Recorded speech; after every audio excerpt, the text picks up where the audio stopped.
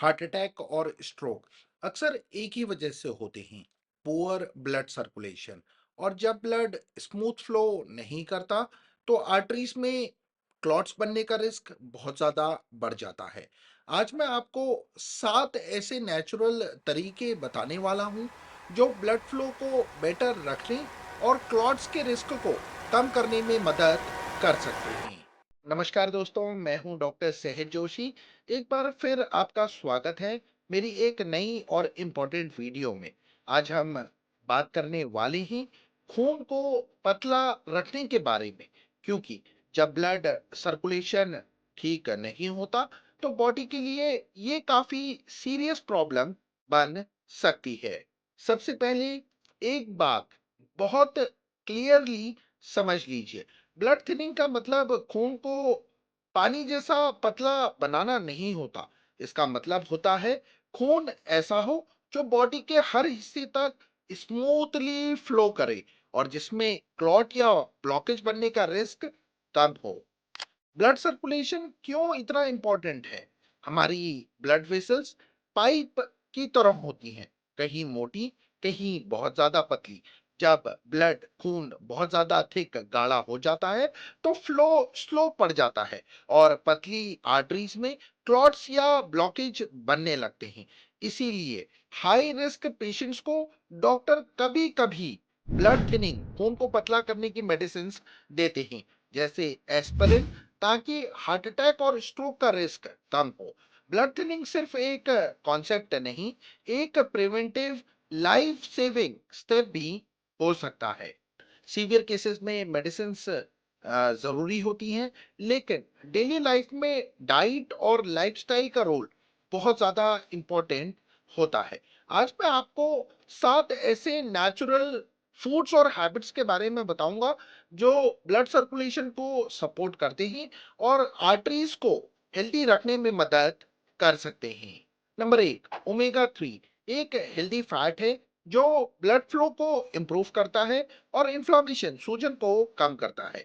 Sources: अलसी, flex seeds, अखरोट, walnuts, chia seeds, sunflower, सूरजमुखी के बीज, फैसी फैटी फिश जैसे सालमन या रोहू। नंबर 2, लहसुन ब्लड सर्कुलेशन सपोर्ट करने के लिए काफी पॉपुलर और नेचुरल फूड है। ये कोलेस्ट्रॉल कंट्रोल करने में मदद करता है, इन्फ्लामेशन, सूजन को कम करता है।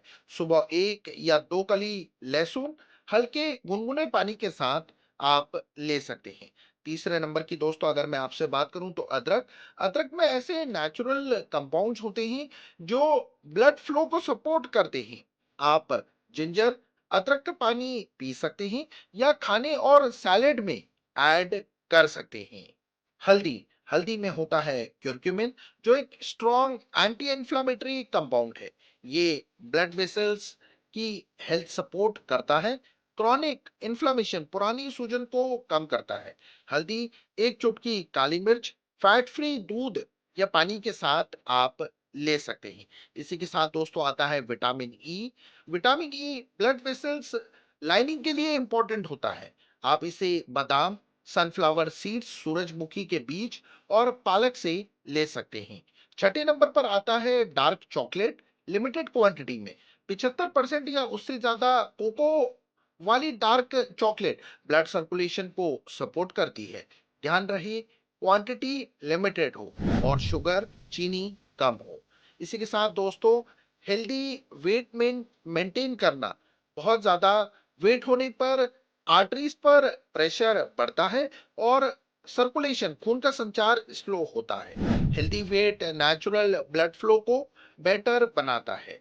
लाइफस्टाइल टिप्स जो बहुत जरूरी है: रोज 8 से 10 गिलास पानी पिए, डेली वॉक, योगा या एक्सरसाइज करें, प्रोलॉन्ग्ड सिटिंग अवॉइड करें, ज्यादा देर तक बैठना नहीं है, स्मोकिंग और जंक फूड कम करें।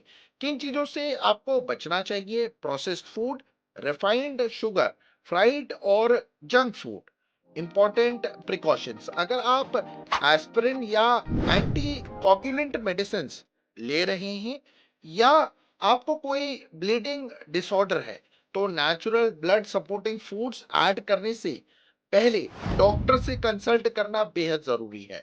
ज्यादा ब्लड थिनिंग ब्लीडिंग का रिस्क आपको लेने से बढ़ सकता है। ये सारे तरीके प्रिवेंटिव और सपोर्टिव है। हर पेशेंट्स के लिए सेम रूल अप्लाई नहीं होता। अपनी बॉडी को समझिए, डाइट और लाइफस्टाइल सुधारिए और जरूरत पड़े तो मेडिकल एडवाइस जरूर आप लीजिए।